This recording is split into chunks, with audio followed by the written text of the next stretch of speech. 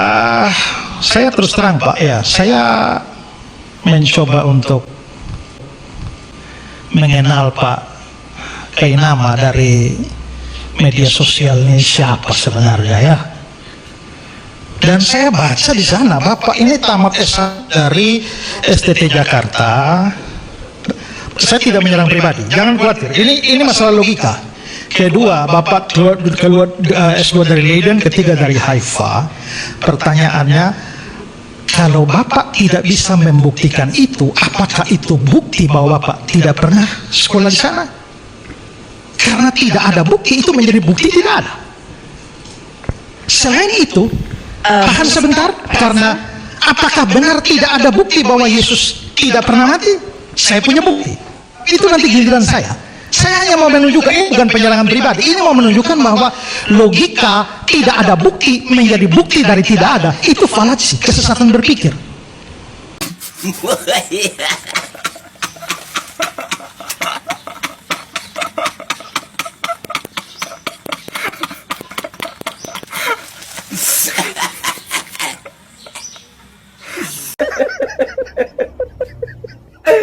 Aduh, entai kadang-kadang ya.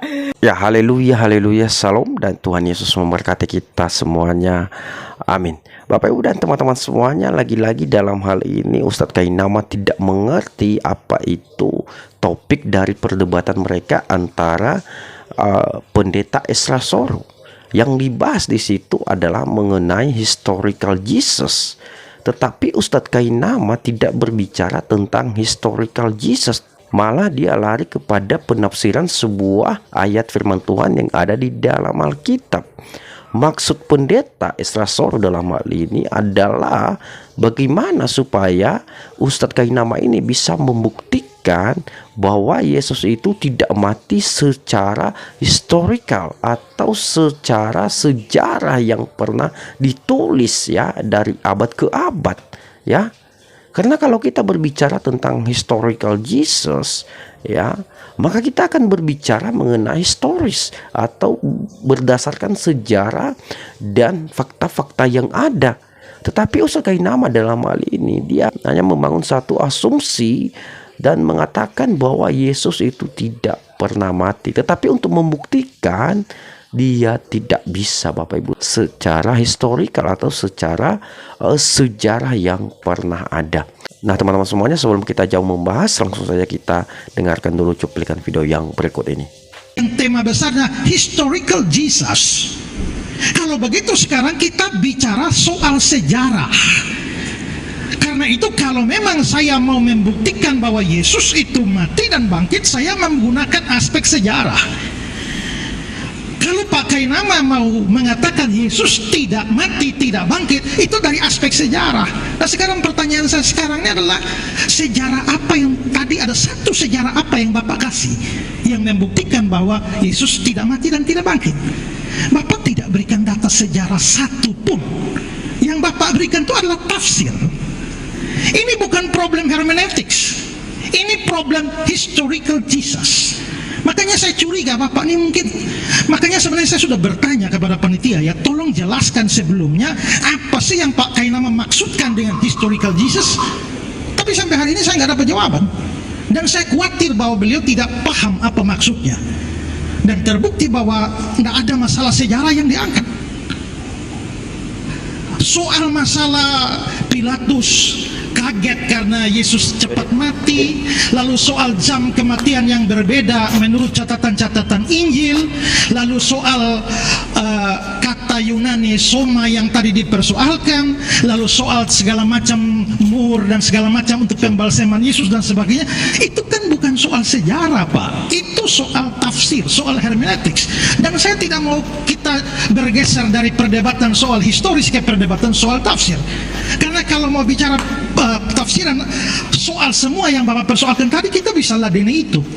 Tapi ingat, topik kita itulah historical. Jadi saya sekarang mau menantang Bapak, tolong berikan data sejarah yang akurat bahwa Yesus tak pernah mati dan karenanya juga tak pernah bangkit. Yang saya minta data sejarah, jangan tafsir. Silakan.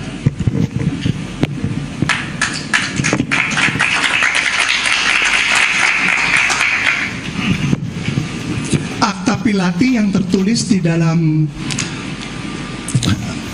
The Gospel of Nicodemus ternyata palsu, sehingga nama serta keberadaan individu yang tertua yang tersangkut paut paling dekat dengan Yesus tidak bisa dibenarkan untuk menjadi dasar sejarah. Begini Pak Pendeta, yang saya tampilkan tadi itu kalau bukan sejarah apa? Gitu kan? Kan selain daripada firman Tuhan, saudara-saudara tersayang Kristen Katolik bilang juga Bible itu kitab sejarah. Tapi nggak apa-apa. Diminta satu saja bukti, ya udah saya kasihnya satu, gitu.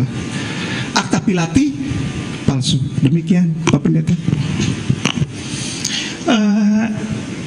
Kalau kita menyinggung Alkitab, memang Alkitab itu juga buku sejarah. Tapi yang Pak angkat tadi itu bukan aspek sejarahnya, Pak angkat aspek tafsirnya, hermeneutiknya. Makanya itu semakin menguatkan saya bahwa Bapak tidak mengerti apa yang Bapak maksudkan dengan historical. Lalu yang tadi Bapak terakhir itu apa? Yang Bapak bilang itu palsu itu apa? Yang kalimat terakhir tadi? Bapak bisa jelaskan buat kita? Mengapa itu menjadi bukti bahwa Yesus tidak mati dan tidak bangkit? Bapak tahu akta Pilati. Saya butuh Bapak penjelasan supaya semua tahu.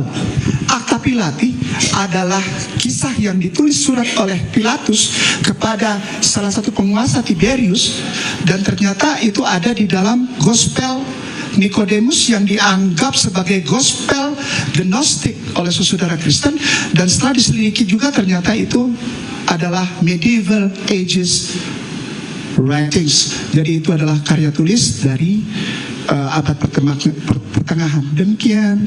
Oke, baik. Kalau Bapak menyinggung gospel dari Gnostik, apakah Bapak tahu bahwa justru kami orang Kristen juga menolak Injil-Injil Gnostik itu? Sehingga bagaimana Bapak menggunakan Injil Gnostik yang seperti itu, yang palsu, lalu Bapak atau yang baru muncul di abad pertengahan untuk menolak keyakinan kami dari abad pertama? Itu sama seperti kain kafan Turin tadi. Bapak angkat kain kafan Turin, Bapak bantah, kami juga nggak percaya itu. Bapak angkat Gnostik lagi, kami juga nggak percaya itu. Ya. Nah itu yang saya bilang Pak, kalau Bapak ambil Injil Gnostik itu yang abad pertengahan atau setelah zamannya ini, sekarang saya nanya, ada tidak dokumen sejarah dari abad paling awal ya yang membuktikan Yesus tidak mati? Ini sebenarnya adalah secara logika itu kesalahan logika. Itu namanya fallacy, argumentum et ignorantium. Ya, argumen dari ketidaktahuan. Kesalahan argumentasi ini adalah bahwa seseorang mengklaim sesuatu benar atau salah hanya karena tidak ada bukti sebaliknya. Nah, ini kesalahan logika di mana seorang anggap sesuatu pernyataan benar karena tidak ada bukti bahwa pernyataan itu salah.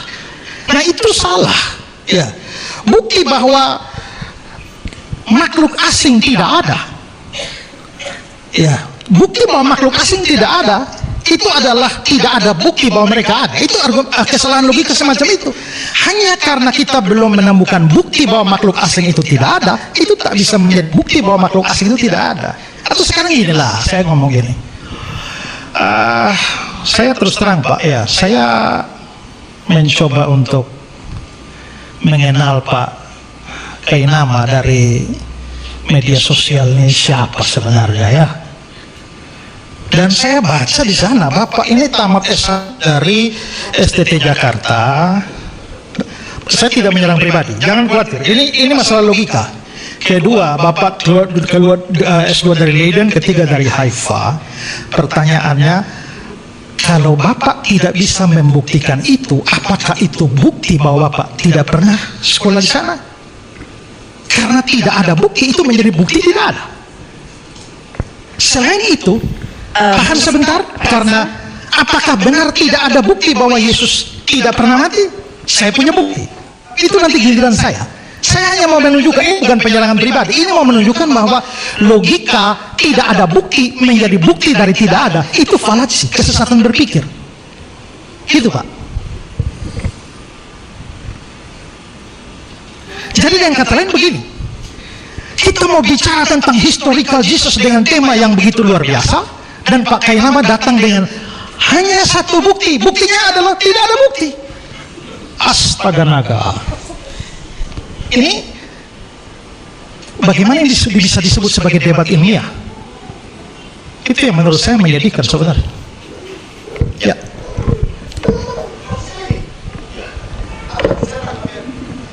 Boleh ada pertanyaannya, Pak? Falasi itu, kesesatan berpikir itu, Bapak nggak punya bukti. Selain bukti tidak ada. Bapak bilang mengatakan bahwa tidak ada bukti. Sebenarnya saya kasih bukti. Iya, saya tunggulah buktinya. Iya. Artinya adalah, iya.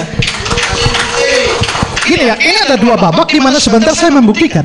Tapi dengan kata lain, babak pertama di mana Pak Kainama mau membuktikan bahwa Yesus tidak pernah mati, tidak pernah bangkit, ya buktinya hanya tidak ada bukti. Itu aja Pak ya. Itu bukan bukti sejarah. Kita bicara sejarah. Bapak bicara bukan sejarah.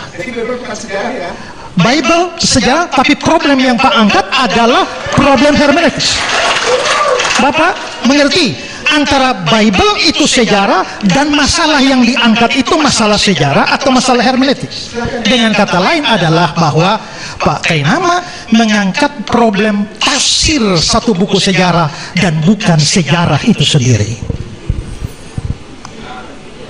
Jadi dengan kata lain, babak beliau selesai. Karena hanya itu saja buktinya.